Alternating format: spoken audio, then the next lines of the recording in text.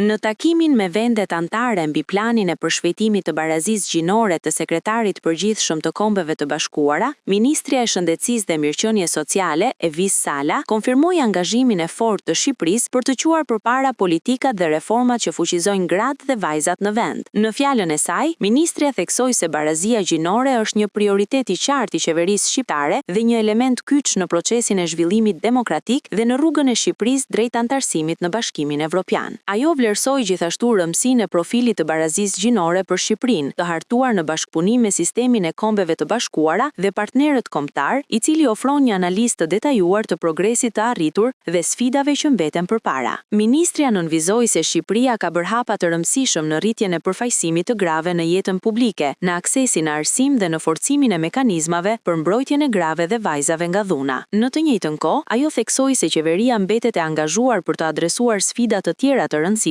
si fuqizimi ekonomik i grave, shpërndarja më e drejtë e përgjegjësive të kujdesit të papaguar dhe lufta kundër të gjitha formave të dhunës, përfshirë edhe ato që shfaqen në hapësira digjitale. Barazia gjinore nuk është një privilegj i dhënë nga një gjini tek tjetra. Ajo është një drejtë themelore e njeriut dhe një investim i mençur për zhvillimin e shoqërisë. Shoqëritë që fuqizojnë gratë dhe vajzat ndërtojnë ekonomi më të forta, institucione më gjithëpërfshirëse dhe demokraci më të qëndrueshme, u shpreh ministrja në përfundim të fjalës së saj. Në këtë drejtim, ministrja përmendi edhe reformat e fundit ligjore të ndërmarra nga Shqipëria, përfshirë ligjin e ri për barazinë gjinore, i cili forcon përgjegjësinë institucionale dhe njeh vlerën ekonomike dhe sociale të punës së kujdesit të papaguar, si dhe ligjin e ri për parandalimin dhe mbrojtjen nga dhuna dhe dhuna në familje, që zgjeron mekanizmat e mbrojtjes dhe reagimit institucional. Ministrja theksoi gjithashtu rëndësinë e bashkëpunimit me partnerët ndërkombëtar dhe vendas, duke vlerësuar rolin e Kombeve të Bashkuara, Bashkimit Evropian, shoqërisë civile dhe institucioneve të pavarura në avancimin e politikave dhe shërbimeve për barazinë gjinore në Shqipëri.